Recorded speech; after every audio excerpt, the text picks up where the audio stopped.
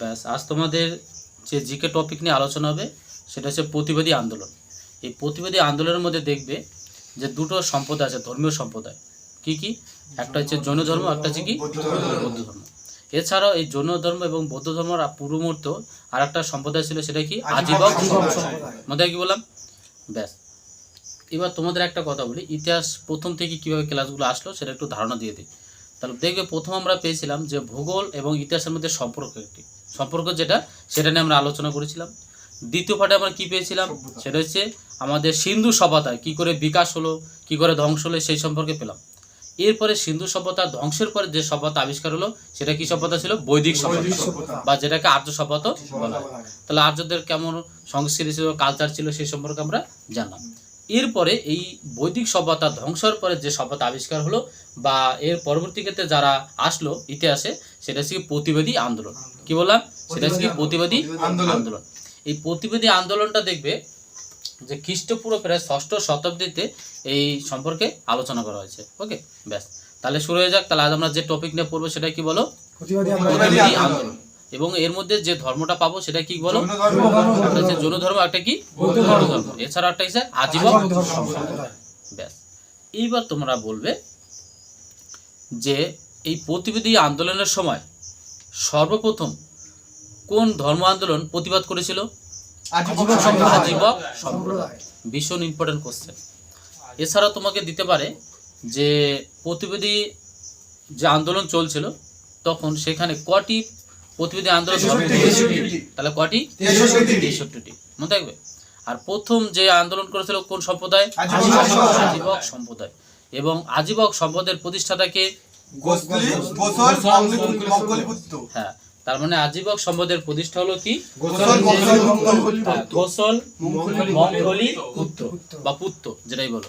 তাহলে কি বললাম? গোসল মঙ্গলি পুত্র। ব্যাস, খুব ভালো বলেছ। এবার যেটা হলো তোমরা বলবে এই যে খ্রিস্টপূর্ব 6ষ্ঠ শতকের যে ঘটনাগুলো খ্রিস্টপূর্বে, এটা আমরা কোন কোন গ্রন্থ থেকে জানতে পারি? ভগবতী সূত্র, আরটা কি বলো? অঙ্গুরত্ব নিকায়। কি বললাম? ভগবতী সূত্র, আরটা কি অঙ্গুরত্ব নিকায়। এই দুটো থেকে আমরা খ্রিস্টপূর্ব 6ষ্ঠ শতকে যেমন বৌদ্ধ ধর্ম, জৈন ধর্ম, কিন্তু আজীবক সম্প্রদায়ের যে কালচার বা তারা কি কি করেছে সেই সম্পর্কে আমরা দুটো গ্রন্থ থেকে ভালো করে জানতে পারি। এছাড়াও আছে, কিন্তু প্রধানত এই দুটো। কি কি? একটা হচ্ছে ভাগবতী সূত্র, আরটা কি বলো? আরটা হচ্ছে অঙ্গুরত্ব নিকায়। বোঝা যাচ্ছে কথাগুলো? ব্যাস, এরপরে তোমরা বলবে এই সময় দেখবে একজন আমাদের পৃষ্ঠপোষক ছিল, দেখবে এটা পরে পাবে এই চ্যাপ্টারে, একটু বলে দিতাও। সেই সময় দেখবে আমাদের যে 1600 মহাজন পদ ছিল, এর মধ্যে ছিল মগধের যে শাসক ছিল বা যে রাজা ছিল সেটা হচ্ছে বিন্দুসার অনেক পরে এসছে, কিন্তু অনেক সময় কিন্তু গুলিয়ে যায় বিন্দুসার না বিম্বিসার। তাহলে কি হবে? বিম্বিসার, মনে থাকবে। ব্যাস, এবার যেটা শুরু হবে তোমাদের, চলো এবার বলো আমরা যে ধর্ম সম্পর্কে আলোচনা করবো সেটা হচ্ছে কি? জৈন ধর্ম। কি বললাম? জৈন ধর্ম। এবার তোমরা বলো জৈন ধর্মের প্রথম প্রবর্তক কে ছিলেন? ঋষভদেব। তাহলে জৈন ধর্মের প্রথম প্রবর্তক কে ছিলেন? ঋষভদেব। এবার তাহলে তোমরা বলো যে এই ঋষভদেবের প্রতীক কি ছিল? ষাঁড়। তা ঋষভদেবের প্রতীক কি ছিল? ষাঁড়। এবার বলো তাহলে তোমরা এই জৈন ধর্মের 23তম তীর্থঙ্কর কে ছিল? পার্শ্বনাথ। এবং পার্শ্বনাথের প্রতীক কি ছিল? অনেক সময় যদি থাকে ফণতোলা সাপ, তা তো রাইট হবে। কেউ যদি বলে সাপ, তা তো রাইট হবে, মনে থাকবে। তাহলে প্রতীক কি ছিল? ফণতোলা সাপ অথবা সাপ। এবার তাহলে তোমরা বলো মহাবীরের প্রতীক কি ছিল? সিংহ। তাহলে মহাবীরের প্রতীক কি? সিংহ। তাহলে বলতো মহাবীর কততম তীর্থঙ্কর? 24তম তীর্থঙ্কর কে? আর 23তম পার্শ্বনাথ। আর প্রথম তীর্থঙ্কর ঋষভদেব। বাহ, খুব। এছাড়াও দেখবে 1 থেকে 24তম যে তীর্থঙ্কর এই নামগুলো আছে, বিভিন্ন মুখে 2-1টা আসে, কিন্তু আসে না। কিন্তু তোমরা প্রথম তীর্থঙ্কর এবং 23তম এবং 24তম এই 3টা ভালো করে মনে রাখবে। তাহলে প্রথম তীর্থঙ্করের নাম কি? ঋষভদেব। তার প্রতীক কি ছিল? তারপরে সে 23তম কে ছিল? পার্শ্বনাথ। প্রতীক কি ছিল? ফণতোলা সাপ অথবা সাপ। আর 24তম কে ছিল? মহাবীর। মহাবীরের প্রতীক কি ছিল? ব্যাস, এইটুকুই। এই 3টেই প্রধানত দেয়। এছাড়াও আরও দেয় 22তম, দ্বিতীয়তম, কিন্তু দরকার নেই। কিন্তু যদি তোমাদের আগ্রহ থাকে তাহলে তাহলে পড়ে নেবে অথবা বলবে, পরে আমাদের বলে দেবো তোমাদের। যাই হোক, এবার তাহলে তোমরা বলো এই জৈন ধর্মের প্রকৃত প্রবর্তক কে ছিল? পার্শ্বনাথ। তাহলে পার্শ্বনাথ কততম তীর্থঙ্কর? 23তম। এবার তাহলে বলো প্রধান প্রবর্তক কে ছিল? মহাবীর। যেটা হচ্ছে চারিদিকে বিস্তার লাভ করেছিল বা চারিদিকে ছড়িয়ে দিয়েছিল, সেটা হচ্ছে কে? মহাবীর। বোঝা যাচ্ছে তো? ব্যাস। এবার তাহলে তোমরা বলো এই জৈন কথাটি উৎপত্তি হচ্ছে কি? জিন থেকে কি আসছে? জৈন। এবার বলো তো তীর্থঙ্কর কাদের বলা হয়? জৈন ধর্মের মহাপুরুষকে। তাহলে জৈন ধর্মের যারা মহাপুরুষ বা অবতার তাদের এক কথায় কি বলা হয়? তীর্থঙ্কর। এবার তাহলে তোমরা বলো তীর্থঙ্কর কথার অর্থ কি? মুক্তির পথদাতা মুক্তির পথদাতা বা জৈন ধর্মগুরু। অথবা এরকম থাকতে পারে অনেক বইতে, যারা সংসার ধর্ম দুঃখ কষ্টতে পার করার জন্য যারা তৈরি করে বা ঘাট যারা পার করে দেয় তাদেরকে বলা হয়েছে তীর্থঙ্কর। এরকম থাকে অনেক বইতে। যাও, এবার হলো তোমরা বলবে যে যে 23তম তীর্থঙ্কর ছিল তার নাম কি ছিল? পার্শ্বনাথের বাড়ি কোথায় ছিল? বারাণসী। এক রাজ পরিবারে তিনি জন্মগ্রহণ করেছিল। এবার দেখবে এবার অনেক বইতে দেওয়া নেই বা এর সালটা দেওয়া যায় না যে কখন সে জন্মগ্রহণ করেছে, কিন্তু একটা অনুমান করে, তার মানে অনুমান করে বলেছে যে মহাবীর 250 বছর আগে জন্মগ্রহণ করেছে। মহাবীর যে জন্মগ্রহণ করেছে তার 250 বছর আগে হয়তো তারা অনুমান করে বলেছে যে প্রায় সেখানেও তিনি জন্ম করেছে। এটা কি আছে? পার্শ্বনাথ। বোঝাচ্ছে কথাগুলো? ব্যাস। তাহলে এবার সবাইকে একটা একটা করে ধরি, ঠিক আছে? মন খারাপ করবেন না, পারলে কোনো অসুবিধা নেই, আর পারলেও অসুবিধা নেই। আমাদের শিখতে হবে, আর যে না পারছো সে আরো বেশি করে পড়তে হবে, এটা যে শেষ কথা। তাহলে এবার বলো বর্ষরণ খুব ভালো ছেলে, সাইলেন্ট ছেলে, বলো তাহলে যে জৈন ধর্মের 24তম তীর্থঙ্কর কে ছিল? মহাবীর। বাহ, অসাধারণ। এবার স্বরূপ বলবে মহাবীরের প্রতীক কি ছিল? সিংহ। বাহ, অসাধারণ। এবারে বলে সম্বরণ বলবে যে পার্শ্বনাথের প্রতীক কি ছিল? পার্শ্বনাথের ফণাতলা সাপ। ফণাতলা সাপ। এবার সমজিৎ বলবে, ভয় পাওয়ার ব্যাপার নেই, সমজিৎ বলো তো যে প্রতিবাদী যখন আন্দোলন হয়েছিল তখন কটি ধর্মের উদ্ভব হয়েছিল? কটি ধর্মের উদ্ভব হয়েছিল? 63। গুড। এবার দেখবে একটা ঠাকুমাকে 63 বলে কিন্তু রেগে যায়, ঠিক আছে? ভিডিওটা যদি বলে ঠাকুমা 63 দেখবে তাহলে কিন্তু রেগে যায়। তাহলে কটি ধর্ম উদ্ভব হয়েছিল? 63। তাহলে দেখলে কি বলবে? 63। মন খারাপ নেই তো? মনে ব্যথা আছে? নেই। যাক, অসাধারণ। এবার বলবে জ্যোতির্ময়, খুব ভালো ছেলে। জ্যোতির্ময় বলো যে এই আজীবক সম্পদের প্রতিষ্ঠাতা কে ছিল? গোসাল মঙ্গলীপুত্র। বাহ, অসাধারণ। বা গোসল থাকলে কাছাকাছি হলে অপশনের মধ্যে মানে ঠিক করে দেবো, কোনো অসুবিধা নেই।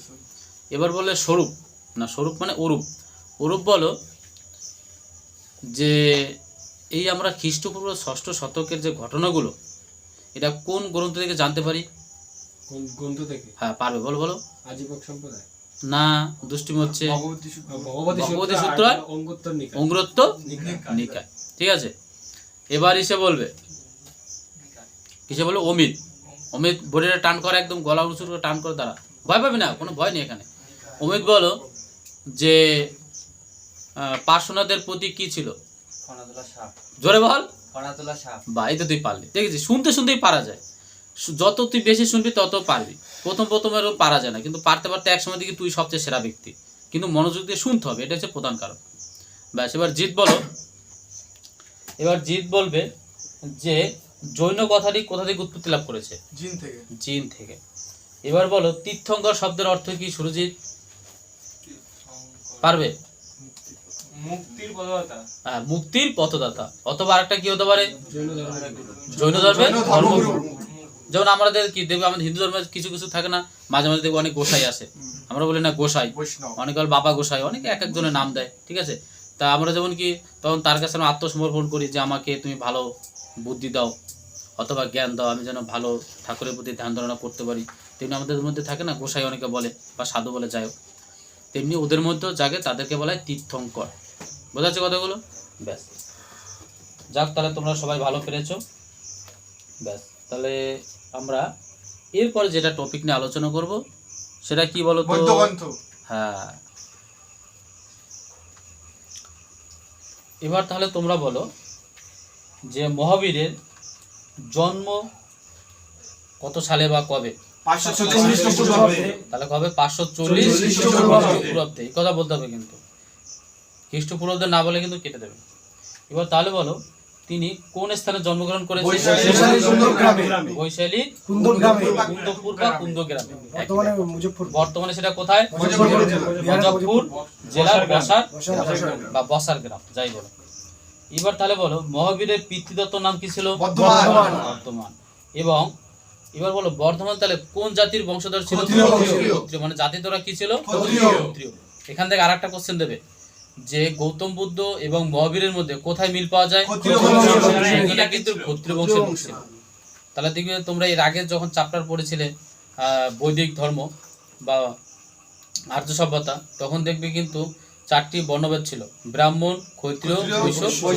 তাহলে এরা কোথায় জন্মগ্রহণ করেছে? ক্ষত্রিয় বংশ ওরা জন্মগ্রহণ করেছে। দুজনের মধ্যে এটা মিল আছে কিন্তু, ভীষণ মিল।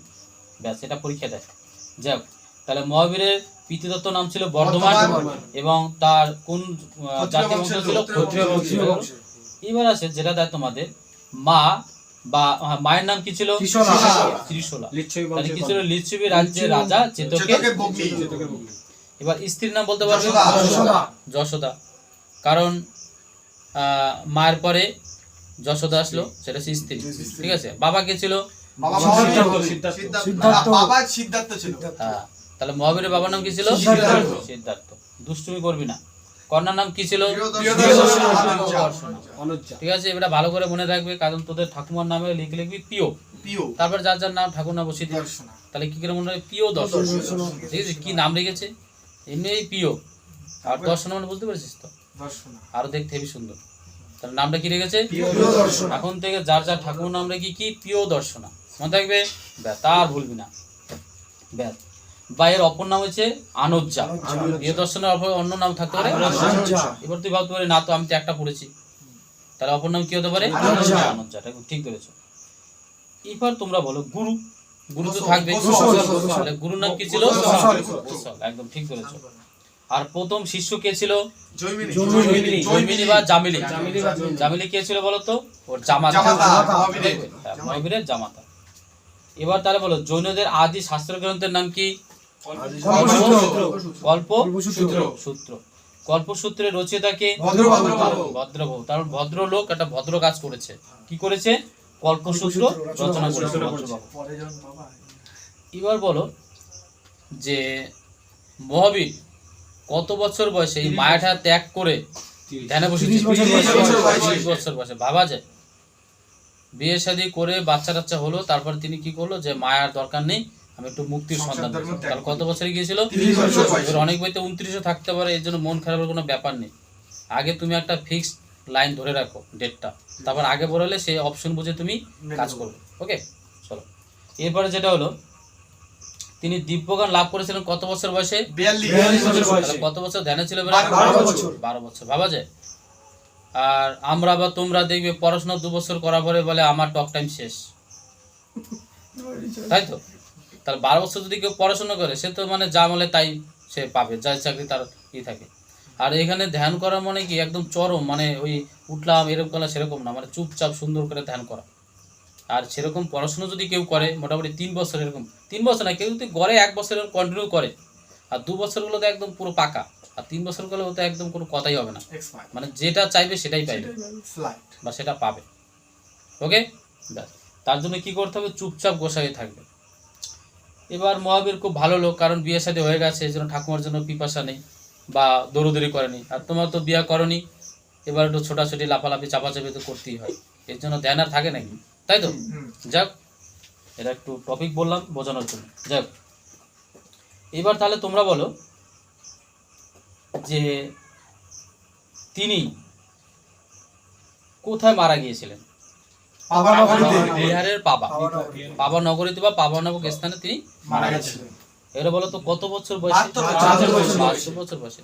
তাহলে যদি বলে সাল বা কোন সময়, তাহলে কি হবে? 468 খ্রিস্টপূর্বাব্দে। মনে থাকবে তো? ব্যাস। তাহলে তিনি কত বছর বয়সে মারা গেছিলেন? 72। তাহলে ভালোই বেঁচেছে, একটু বাঁচলে ভালো হতো, যাক অসুবিধা নেই। ব্যাস। এরপরে যেটা হলো তিনি কোন গাছে নিচে ধ্যান করবে? শাল গাছের নিচে। শাল গাছ। এবার শাল গাছের পাশে একটু নদী না থাকলে তো হবে না। তাই কি ঋজুপালিকা। ছিল? ঋজুপালিকা। ঋজুপালিকা। এবং যখন ধ্যানে বসেছে নিশ্চয়ই তার পাশে একটু পাহাড় হলো ভালো হয়। পরেশনাথ পরেশনাথ পাহাড়। পাহাড়টার নাম কি? পরেশনাথ। পরেশনাথ পাহাড়। এবার তাহলে তোমরা বলো তো সোনারপুর মালভূমির সর্বোচ্চ শৃঙ্গ পরেশনাথ। পরেশনাথ পাহাড়। পরীক্ষা দেবে কিন্তু এটা একটু ভূগোলের একটু টপিক হলো। যাও এবার দেখবে এই মহাবীর বা জৈন ধর্মের যারা সম্প্রদায় লোক তারা কিন্তু ভীষণ কঠোরভাবে ধর্ম পালন করে কিন্তু। আবার যে ধর্ম থেকে বেশি কঠোর থাকে সেই ধর্ম কিন্তু বেশি দিন আবার বিস্তার লাভ করেনি, একসময় কিন্তু ধ্বংস হয়ে যায়। তাই প্রতিটা ক্ষেত্রে কিন্তু এরকম হয়েছে। দেখবে এর আগে দেখবে বৈদিক আন্দোলন যখন তোমরা পড়েছো দেখি ধর্মটা কিন্তু বেশি দিনে স্থায়ী হয়নি। যেখানে থেকে বেশি অনড়ম্বর মানে দাম্ভিকতা বেশি সেখানে কিন্তু সেই ধর্মটা বেশি দিন টেকে না, বা যেখানে কঠোর যেখানে বেশি থাকে। কিন্তু যেখানে থেকে সরল সাদা মিটে একদম ঝামেলা কম দেখবে সেই ধর্মটা কিন্তু বছর পর বছর পর টিকে থাকে। আর ধর্মকথার প্রধান কারণ হচ্ছে কি পবিত্রতা, মনের মধ্যে পরিষ্কারতা। তুমি যে ধর্মই পালন করো মনের মধ্যে পবিত্রতা আর অসৎ কাজ যদি না করো, তুমি যে ধর্ম পালন করবে সেই ধর্মই সাকসেস। ওকে, তাহলে মনে যে প্রথম কথা হচ্ছে কি নিজের সৎ থাকা আর মনুষ্যত্ব ঠিক রাখা, ব্যাস তাহলে তুমি কমপ্লিট। ব্যাস তাহলে কোন নদী ছিল? ঋজুপালিকা। আর কোন গাছ ছিল? শাল গাছ। শাল গাছ। আর পাহাড়টার নাম কি? পরেশনাথ। পরেশনাথ পাহাড় কাছে তিনি ধ্যানমগ্ন বা ওখানে দিব্যজ্ঞান লাভ করেছিলেন। ব্যাস খুব ভালো হলো। 72 বছর তিনি কি করলো? দেহ ত্যাগ করলো।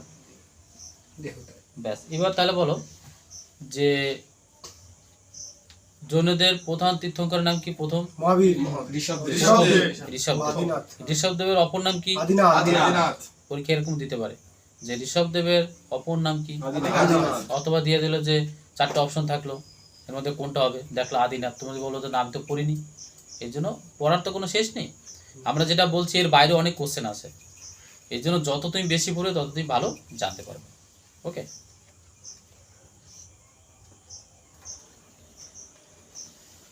ব্যাস তাহলে তোমরা বলবে এবার যে তাহলে মহাবীর কত বছর বয়সে মারা গেছিল? 468 বছর। এবং কত খ্রিস্টপূর্বাব্দে? 468 খ্রিস্টপূর্বাব্দে। ভীষণ ইম্পর্টেন্ট। এবং স্থানটির নাম কি ছিল? পাবানগর। ব্যাস বিহারে পাবানগরী। বেশ ভালো। এবার দেখবে এই মহাবীর বিভিন্ন রাজ্যে বা সেই সময় যে 1600 মহাজন পদ ছিল এর মধ্যে 1600 মধ্যে কিছু কিছু রাজ্য ছিল সেখানে তিনি ধর্ম বিস্তার লাভ করেছিলেন। তাহলে সেই রাজ্যগুলোর নাম কি বলতে পারবে? কৌশল। আর 1600 মহাজনের মধ্যে সবচেয়ে শক্তিশালী কে ছিল? মগধ। তা নিশ্চয়ই সেখানে তো যাবেই, কোনো কথা নেই। মগধের পরে কে ছিল? কৌশিশলা। কৌশল। কৌশল। কৌশলের পরে কে ছিল? চম্পা। মিথিলা। আর ছিল চম্পা। চম্পা। তাহলে কি বললাম? মগধ, মগধ, কৌশল, কৌশল, চম্পা। তারপরে হচ্ছে মিথিলা আর কি চম্পা। নিশ্চয় মনে থাকবে। ব্যাস এইসব রাজ্যগুলো তিনি বেশি ধর্মবিস্তার করেছিলেন। এরপর হলো দেখবে সেই সময় যে ধর্মবিস্তার করেছিল কিছু কিছু রাজা বা কিছু কিছু বংশের যারা রাজা ছিলেন তারা এই ধর্মের প্রতি পৃষ্ঠপোষকতা করেছিলেন বা এর সংস্পর্শে এসেছিলেন, যেটা তাদের কাছে ভালো লেগেছে। তাহলে সেই সব রাজাগুলো কে কে নাম বলতে পারবে? চন্দ্রগুপ্ত মৌর্য, যিনি ছিলেন একদম বিখ্যাত লোক। তিনি শেষ বয়সে শ্রবণ বেলাগুলাতে না খেয়ে মানে অন্বেষণে তিনি মারা গিয়েছিলেন। জৈন ধর্ম গ্রহণ করেছিলেন। হ্যাঁ, জৈন ধর্ম গ্রহণ করেছিল। এটা কিন্তু পরীক্ষা দেবে। তাহলে প্রথম কি হলো? চন্দ্রগুপ্ত মৌর্য। এছাড়াও ছিল কলিঙ্গরাজ খারবেল। আর কারা ছিল? রাষ্ট্রকূট বংশের রাজারা এই জৈন ধর্ম পৃষ্ঠপোষক ছিলেন বা এর সংস্পর্শে এসেছিলেন। তাহলে কারা কারা ছিল? চন্দ্রগুপ্ত মৌর্য। অনেকে কিন্তু তাড়াহুড়ো করে বলে দেয় চন্দ্রগুপ্ত। চন্দ্রগুপ্ত কিন্তু নাকি কি হবে? চন্দ্রগুপ্ত মৌর্য, কিন্তু লাস্টে মৌর্যটা না বলে কিন্তু কেটে দেবে। আর অপশনে কিন্তু চন্দ্রগুপ্ত থাকবে। ওগুলো দারুণ তো, টপ আপ করে খেয়ে নেবে। এর জন্য কি করতে হবে? চন্দ্রগুপ্ত মৌর্য মনে থাকবে। ব্যাস এরপরে কি আছে? কলিঙ্গরাজ খারবেল। আর আছে রাষ্ট্রকূট রাজারও এই জৈন ধর্মের পৃষ্ঠপোষকতা ছিলেন। ব্যাস ভালো বলেছো। এরপরে এটা ভালো কথা। এরপরে দেখবে তোমাদের পার্শ্বনাথ কততম ছিল? 23তম। একদম ঠিক ধরেছো। এই পার্শ্বনাথ কিছু কথা লিখে গেছিল, সেই কথাগুলোকে সংবদ্ধ করে চতুর্জাম। একসাথে সেটাকে কি বলা হয়? পঞ্চমজাম। কি বলা হয় বলো? চতুর্জাম। চতুর্জাম। চতুর্জাম মানে 4খানা নীতি বা 4টে নীতি আছে। কি কি? 1 নম্বর বলতে পারবে? অহিংসা। অহিংসা। তাহলে প্রথম তার পয়েন্ট ছিল কি? অহিংসা মানে কি? কারো প্রতি হিংসা না করা। তাহলে তুমি ভাববে যে কোনো ধর্মের মধ্যে দেখবে ভালো ভালো গুণগুলো লেখাগুলো থাকে, কিন্তু মানুষ যদি যে কোনো ধর্মের ক্ষেত্রে যদি একটাকেও পালন করে মনোযোগ দেয়, সে পৃথিবীতে তার চেয়ে সৎ লোক আর ভালো লোক কেউ হতে পারে না। তাহলে প্রথম তিনি যেটা বলেছিল যে নিয়ম দিয়েছিল যার যৌন ধর্মের প্রতি যারা এই ধর্ম গ্রহণ করবে, প্রথমে তিনি বলেছে চতুর্জমের মধ্যে প্রথম নীতি সেটা কি বলো? অহিংসা। ভাবা যায়, বলছে হিংসা করা যাবে না। তা বর্তমানে এমন কোনো লোক আছে যে হিংসা নেই? প্রত্যেকের মানুষের মধ্যে হিংসা আছে, দেখবে খেয়াল করে, প্রত্যেক মানুষের মধ্যে, সে কম হোক আর বেশি হোক। ব্যাস। তারপর কি বলছে? সত্যবাদিতা। তাহলে আমাদের এখন বর্তমান যুগে দেখবে সত্যবাদিতা কথাটাই ভুল। যদি মিথ্যাবাদিতা বলে সবাই তাহলে তো ঠিক থাকে। তাহলে ভাবা যায় যে প্রথম কি বলেছে সেটা হচ্ছে হিংসা না করা, দ্বিতীয় কি বলেছে? সত্যবাদিতা, মিথ্যা কথা না বলা। ভাবা যায় আমরা দেখবে ম্যাক্সিমাম তো 100টা কথা বললে 90টাই বলি মিথ্যা আর 10টা বলি সত্য, তা আবার চেক করে নেই সত্য বললাম না মিথ্যা বললাম, তাই তো? কিন্তু দেখবে যে কোনো মানুষ যদি সত্যি কথা বলে দেখবে তার আচরণ আদব কায়দা সেরকমই করবে, কারণ জানাই মিথ্যাটা বলবো না, তাহলে ভাই আমি এই আচরণ করা যাবে না। হয়তো এখন যদি তোমাকে বলে যে বাবা তুই কোথায় গিয়েছিলি, নিশ্চয় তুমি তোমার বাবাকে সত্যি কথা বলতে হবে। এবার তুমি হয়তো ঘুরতে গিয়ে দেখলে দুটো বিড়ির টান দিলে, তুমি বাবাকে এসে বলবে যে বাবা তুই কি খেয়েছিস, তখন প্রথমেই বলবে না, তাই তো? আর তুমি যদি সত্যি কথা বলার চেষ্টা করো তখন দেখবে তুমি অসৎ কাজ করবে না, একদম শিওর। তুমি জানো যে বাবাকে মিথ্যাটা বলবো না, ভাই আমি তাহলে অসৎ কাজ করবো না। তাহলে ভাবা যায় মানে কত সুন্দর কুলু দিয়ে ওরা করেছে কাজটা, ভাববে। কিন্তু জৈন ধর্ম এবং জৈন ধর্ম এবং বৌদ্ধ ধর্মের দুটো ধর্মে দেখবে ভালো করে শুনবে, দেখবে এক অসাধারণ কথা লিখেছে। যাক, এরপরে যেটা হচ্ছে অচুর্য, চুরি না করা। চুরি করা মানে কি? চুরি না করা মানে হচ্ছে কাউকে না বলে কোনো জিনিস নাও, এরকম হতে পারে। অথবা এরকম চুরি হতে পারে যে তোমার কর্মে তুমি চুরি করছো। ধরে নাও আমি মাস্টার মানুষ, আমি 2 ঘন্টা পড়ানোর কথা, আমি টুক করে কি বললাম গল্প কাটিয়ে দিলাম 15 মিনিট, আবার 15 মিনিট বললাম আগে ছেড়ে দিলাম, নিশ্চয়ই এটা অন্যায় কাজ, তাই না? অথবা হতে পারে এরকম হতে পারে, আবার অন্য হতে পারে যে তোমার কোনো একটা ডিউটি পালন করতে বলেছে, সেখানে তুমি একটু কারচুপি করেছো, একটু হাতে দেওয়া ঠাওয়া করলে যে আমার 500 টাকা দাও তোমার ব্যাপারটা করে দিচ্ছি, তা নিশ্চয়ই এটাও তোমার একটা অসৎ কাজ। আবার এরকম হতে পারে যে কোনো কিছু তুমি একটু ডুপ্লিকেট করে দিলে, এরকম হতে পারে, এটা কিন্তু অসৎ কাজ। মানে এটা হচ্ছে চুরি না করা। তার মানে তুমি তোমার কর্মে যদি ঠিকঠাক থাকো তাহলে একদম পরিপূর্ণ, মানে সেটা হচ্ছে চুরি না করা। তাহলে বোঝাতে পারলাম। আর একটা বলেছি কি? অপরিগ্রহ, মানে পরবস্তু গ্রহণ না করা, মানে অন্যর কোনো জিনিস সেটাকে ধরা যাবে না, বুঝতে পারলাম। আর প্রথম চুরিটা মানে কি বলেছে? তোমার কাজে তুমি সৎ থাকো, মানে তোমার কাজে তুমি চুরি করো না। যেমন যারা মাংস বিক্রি করে, এরা বললো চল আমি একটু ভারী করে দিই জল দিয়ে, বুঝতে পারলো। আবার বললো না একটু চাপ দিয়ে দিই, ও তো বুঝবে না। তার মানে তুমি কিন্তু এখানে চুরি করলে, মানে তোমার কর্মে। যাক, এরপরে তাহলে আমরা কি এই 4টে কথা কি বলেছিল? পার্শ্বনাথ। এটাকে একসাথে কি বলা হয়? চতুর্জাপ। এই চতুর্জমের সাথে আর একটা যুক্ত করেছে ব্রহ্মচর্য। হ্যাঁ কি? হ্যাঁ, ব্রহ্মচর্য। ব্রহ্মচর্য যখন যুক্ত করেছে তাহলে একসাথে কটা হয়ে গেল? 5টা। এই 5টাকে একসাথে কি বলা হয়? পঞ্চমহাব্রত। তাহলে 5টাকে একসাথে কি বলা হয়? পরীক্ষা কিন্তু তোমাকে দেবে যে পঞ্চম মহাব্রতের প্রতিষ্ঠাতাকে, তাহলে কি হবে? মহাবীর। এবং যুক্ত করেছিল কোনটা? ব্রহ্মচর্য। ঠিক আছে, মনে থাকে কি বললাম? ব্রহ্মচর্য যুক্ত করেছিল। এরপরে যেটা আসবে তোমাদের যে এর পরে ক্ষেত্রে যেটা জৈন ধর্মের ত্রিরত্ন বলতে আমরা কি বুঝি? সৎজ্ঞান, তুমি ভাবতে পেরেছো যে 3খানা রত্ন মানে কি? একদম সোনার মতো। আমরা যেমন কি রূপ সোনা হিরে এটাকে আমরা রত্ন বলি, তো তাহলে এখানে তারা 3টে রত্নের কথা বলেছে, দেখবে খুব দামি কথা বলেছে। কি কি? একটা হলো সৎ বিশ্বাস। ভাবা যায় আমাদের মানুষের মধ্যে কোনো বিশ্বাসই নেই এখন, কিন্তু সেখানে বলেছে মানুষের আগে বিশ্বাস করতে হবে সৎভাবে, মানে সৎ বিশ্বাস থাকতে হবে। দ্বিতীয় বলেছে সৎ জ্ঞান। তুমি সত্যিকারের যদি তোমরা জ্ঞান আহরণ করো, দেখে আমরা যদি প্রতিদিন আমরা কিছু না কিছু যদি জ্ঞান আহরণ করি, দেখে তোমার মন পুরো পবিত্রতা হয়ে যাবে। দেখবে যার জ্ঞান বেশি সে যে কোনো জিনিসকে কন্ট্রোল করতে পারে, সব বিষয়। বা তার মধ্যে দুঃখটা কম থাকে, সে জানে এটা বাস্তব, এটা ভাবনা চিন্তা করার দরকার নেই। তার মানে কি? একটা বললাম সৎ বিশ্বাস থাকতে হবে, তারপর হচ্ছে সৎ জ্ঞান, তার মানে সৎ জ্ঞান থাকতে হবে তোমার। দ্বিতীয় কি বলেছে? সৎ আচরণ। তাহলে আচরণটা হচ্ছে মানুষের, দেখবে আমরা বলি না যে ওই লোকটা কেমন রে, ওর আচরণটা কেমন। তাহলে তুমি যদি ভেবে না যে সৎ আচরণ, তুমি তো সত্যি বলবে ঠিক খুব ভালো লোক, কিন্তু আমরা সৎ আচরণ করি কখনোই করি না। কম করে মানুষ করে নিশ্চয়ই, নাহলে তো আবার পৃথিবী চলবে না। নিশ্চয়ই সৎ অসৎ সব মিলিয়ে আমাদের পৃথিবী। তাহলে ত্রিরত্ন কি কি বললাম? এক হচ্ছে কি? সৎ জ্ঞান, তারপরে কি? সৎ বিশ্বাস, আর এটা হচ্ছে সৎ আচরণ। কি বললাম? তাহলে সৎ সৎ বিশ্বাস, সৎ জ্ঞান, সৎ আচরণ। তাহলে কি সৎ বিশ্বাস, সৎ জ্ঞান, সৎ আচরণ। তাহলে কি কি বললাম? জিত বলো। সৎ জ্ঞান, সৎ বিশ্বাস, সৎ আচরণ। মনে থাকবে এই তিনটাকে একসাথে কি বলা হয়? ত্রিরত্ন। কাদের ত্রিরত্ন? জৈন ধর্মের ত্রিরত্ন। জৈন ধর্মের ত্রিরত্ন কি কি বললাম? তাহলে হচ্ছে সৎ জ্ঞান, সৎ আচরণ, আর হচ্ছে সৎ কি? বিশ্বাস। মনে রাখবে কিন্তু তিনটে কথা। এখনো শুধু দেখো পড়াশোনা করা মানে শুধু যে পড়লাম মুখস্থ করে ছেড়ে দিলাম চাকরি পেলাম এটা না। পড়াগুলো যে পড়ছো সেই জ্ঞানটাকে বাস্তবের ক্ষেত্রে কাজে লাগানো। বুঝতে পেরেছো? যাই হোক, এই ত্রিরত্নের মাধ্যমে সিদ্ধশিলা অথবা আত্মার মুক্তি পাওয়া যায়। তার মানে আমাদের যে আত্মা, এই আত্মার মুক্তি পাওয়া যায় এই তিনটি কাজ করলে। কি কি করলে? সৎ বিশ্বাস, সৎ জ্ঞান আর সৎ আচরণ করলে আত্মার মুক্তি পাওয়া যায়। বাহ, দারুণ কথা বলেছে।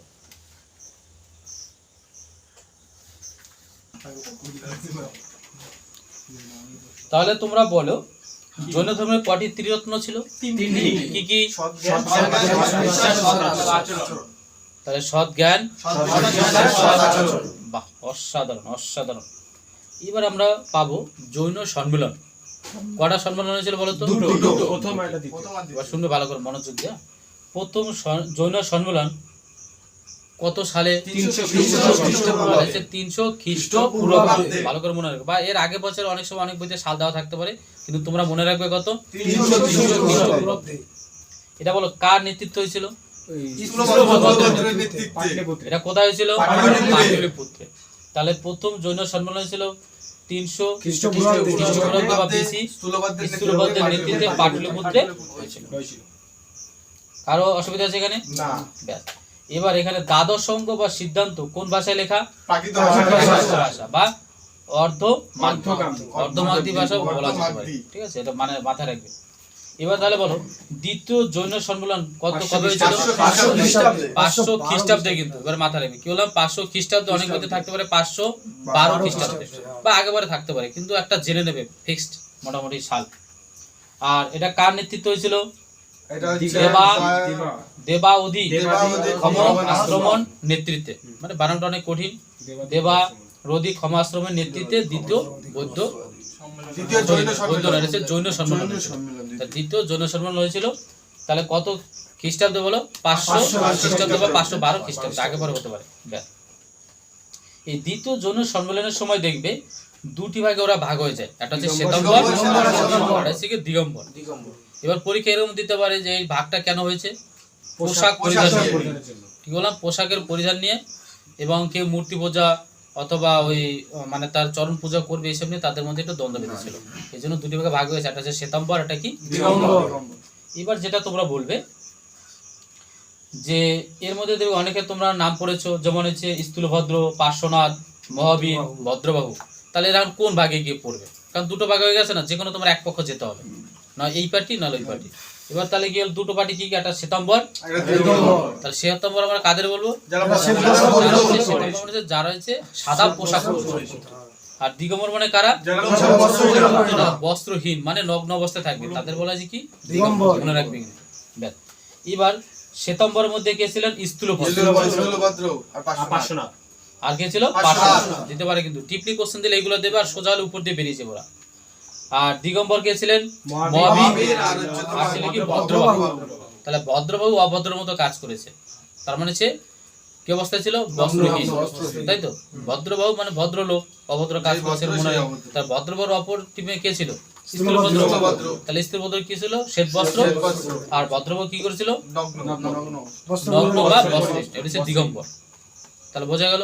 ব্যাস। তাহলে আবার বলছি, তাহলে এই শ্বেতাম্বর দুজন কে ছিল? স্থূলভদ্র আর পার্শ্বনাথ। আর দিগম্বর কে ছিল? মহাবীর, ভদ্রবাহু। তাহলে মহাবীর মনে রাখবে আর ভদ্রবাহু, বাকিগুলো হচ্ছে ব্যাস শ্বেতাম্বর। এরপর যেটা দেখবে ভদ্রবাহু রচিত জৈন শাস্ত্র গ্রন্থ কল্পসূত্র, এটা কটি খণ্ডে বিভক্ত ছিল জানো?